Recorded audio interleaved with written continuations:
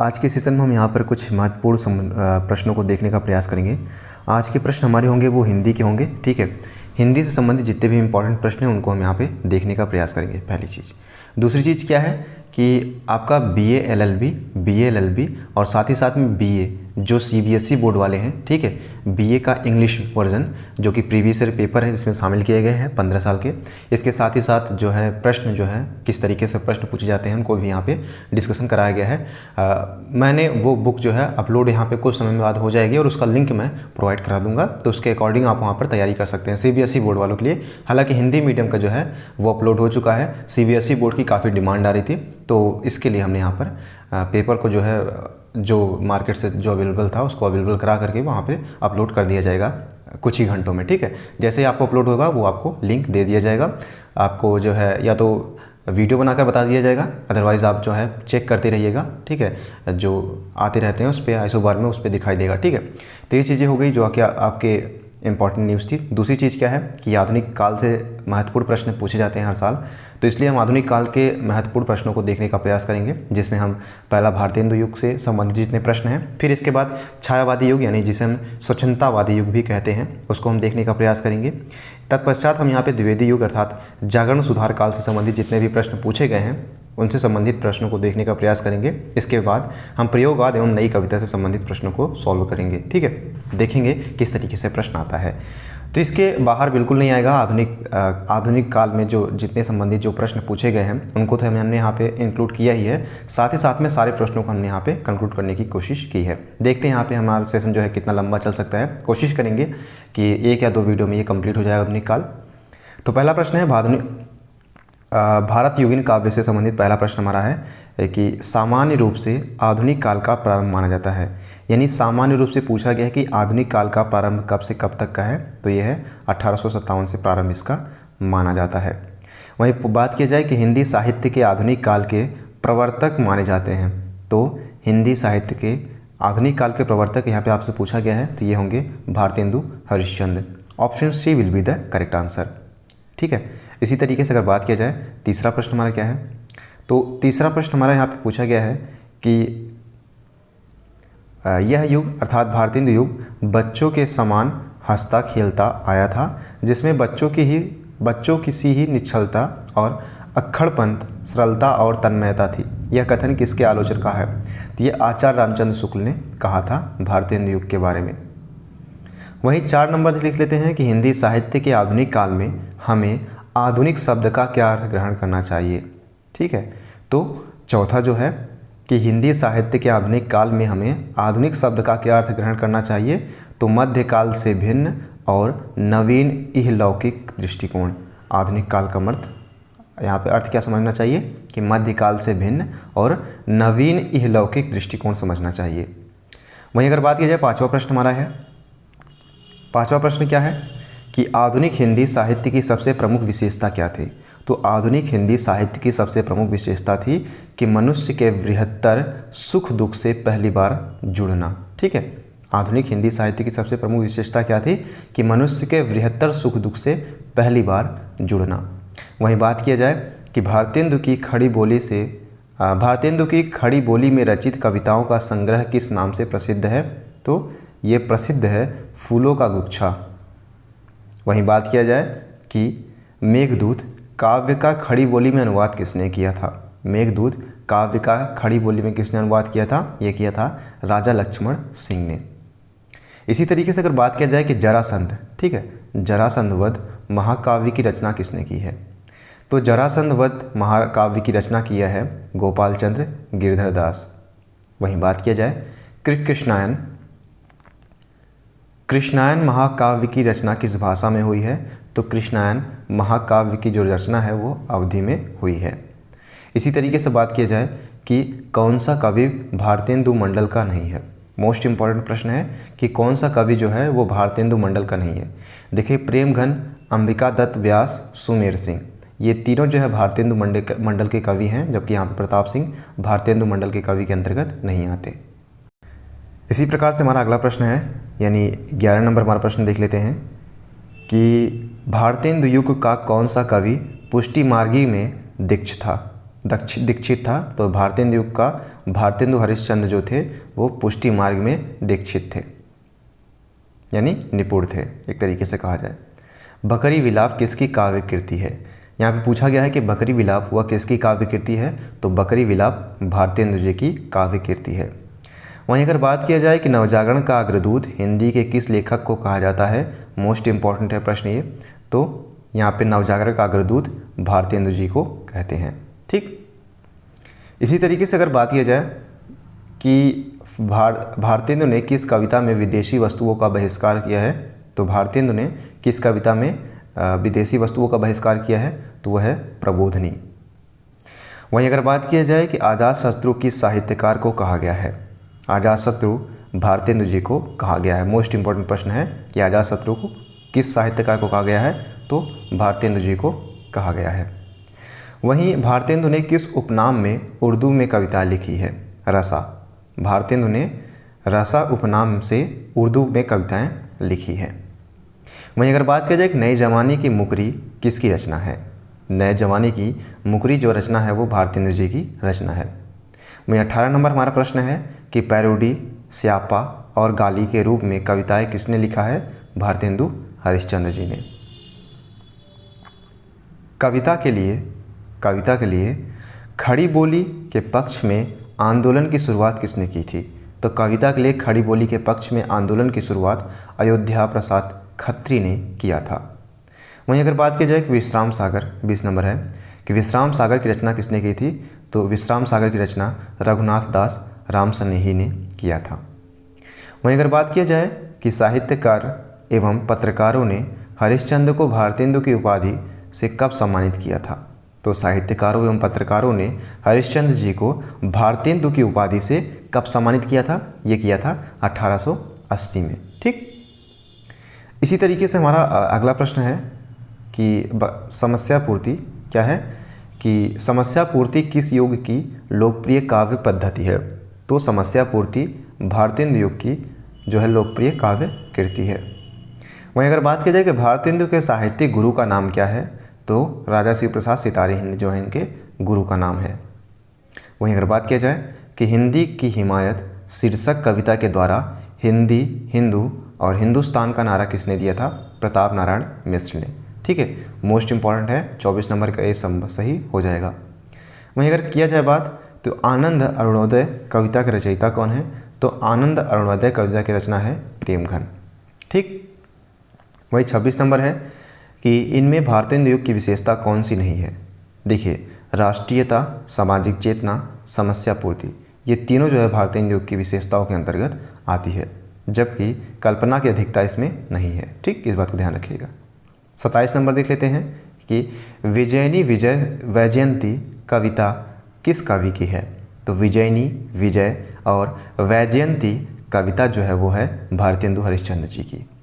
वहीं बात किया जाए कि खड़ी बोली की पद्य रचना किसकी है, खड़ी बोली की पद्य रचना अयोध्या प्रसाद खत्री जी की है। वहीं अगला प्रश्न हमारा है कि भारत बारह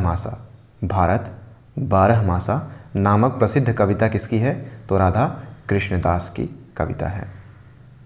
वहीं भारतेंदु युग के कवियों में किसे काव्य की आत्मा कहा जाता है, तो रस को आपको पता ही होगा कि रस को काव्य की आत्मा कहा जाता है।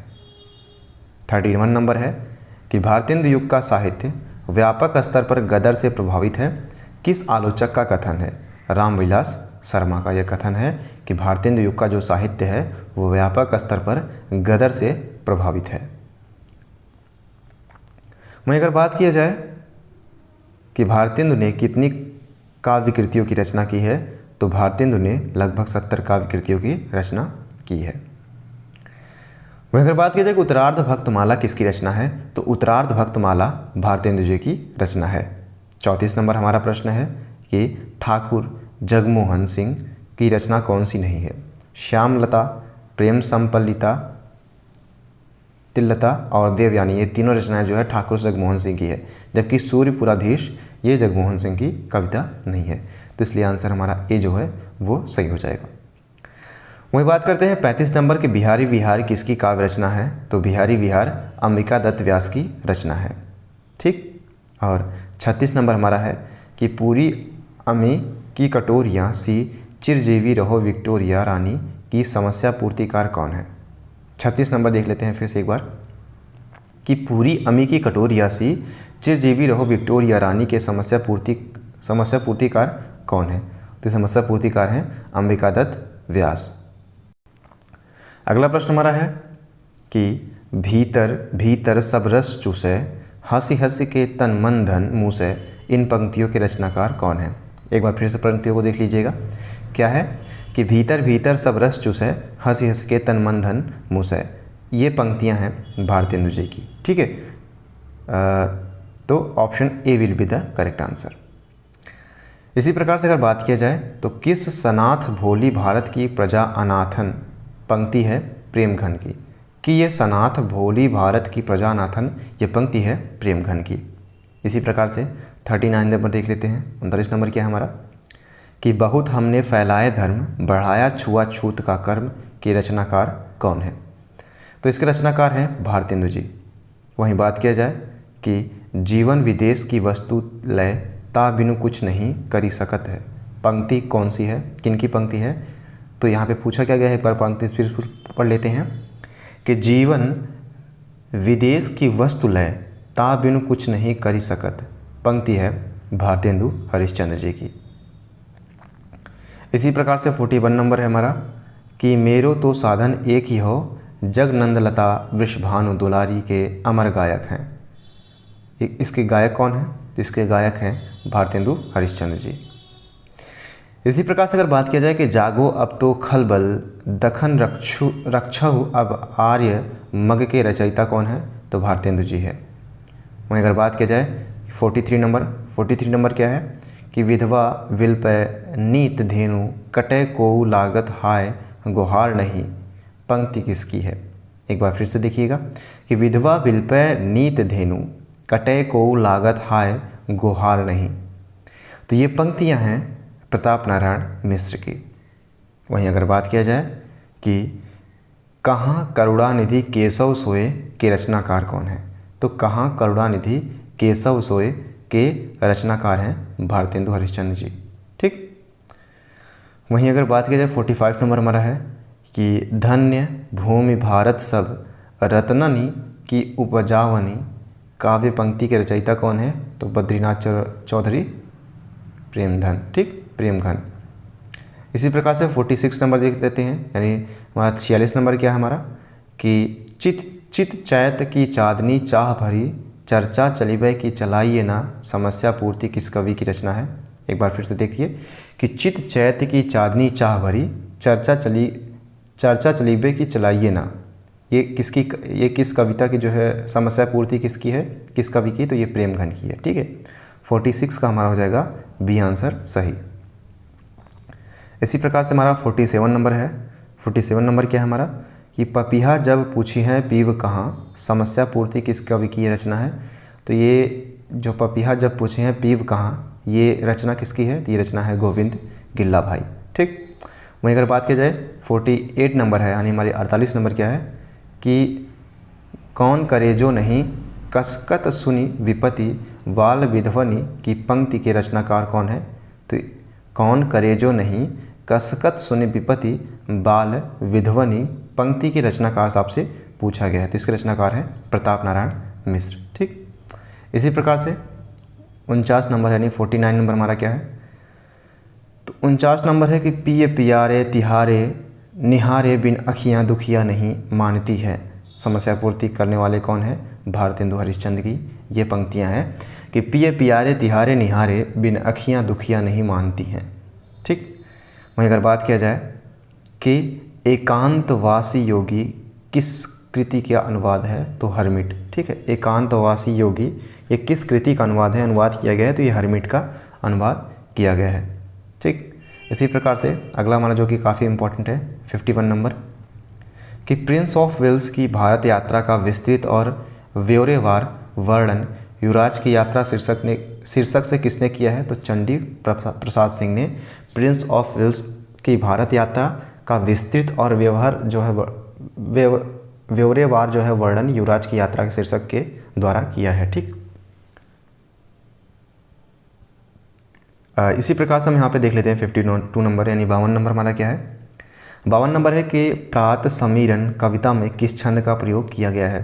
52 नंबर का हमारा कि प्रात समीरन कविता में किस छंद का प्रयोग किया गया है। तो ये किया गया है बंगला के प्यार छंद का। ठीक, वहीं अगर 53 नंबर बात कर लें, यानी 53 नंबर हमारा क्या है। 53 नंबर है कि मयंक महिमा कविता के रचनाकार कौन है। तो मयंक महिमा कविता के रचनाकार है बद्री नारायण चौधरी प्रेमधन। ठीक, इसी प्रकार से अगला हमारा है कि रचयिताओं के नाम बताइए। आनंद अरुणोदय किसकी रचना है। तो आनंद अरुणोदय प्रेमघन की रचना है। वहीं बात किया जाए कि हार्दिक हर्षादर्श ये किसकी रचना है।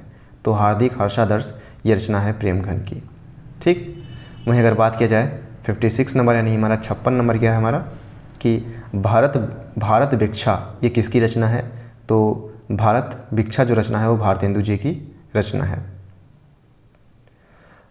विजय वल्लरी मोस्ट इंपॉर्टेंट है, विजय वल्लरी जो है वो भारतेंदु जी की रचना है। और इसी तरीके से अगर बात किया जाए कि 58 नंबर हमारा है। ठीक है, यानी 58 नंबर क्या है यहाँ पर कि विजयनी विलाप जुबली ये किसकी रचना है। राधा कृष्ण दास की विजयनी विलाप जुबली ये रचना है। ठीक, वहीं 59 नंबर देख लेते हैं कि भारत धर्म जटिल वर्णिक किसका है। तो ये है अंबिका दास व्यास का भारत धर्म जो है रचना है। ठीक, वहीं अगर 60 नंबर बात की यानी 60 नंबर क्या है हमारा कि जयति जराजेश्वरी जयति जय परमदेश ये किसकी रचना है। अंबिका दास व्यास की जयति जयराजेश्वरी जयति जय परमेश ये किसकी रचना है। अंबिका दत्त व्यास की। वहीं अगर बात की जाए 61 की तो मन की लहर महापर्व ये किसकी रचना है। ये प्रताप नारायण मिश्र की रचना है। अगला प्रश्न हमारा है 62 नंबर। 62 नंबर क्या है कि कंसवध प्रबंध काव्य है। तो कंसवध जो है प्रबंध काव्य किसका है। अंबिका दत्त व्यास का। ठीक, वहीं 63 नंबर देख लेते हैं। 63 नंबर हमारा क्या है। 63 नंबर अलौकिक लीला ये किसकी रचना है। ये प्रेमघन की रचना है। ठीक है,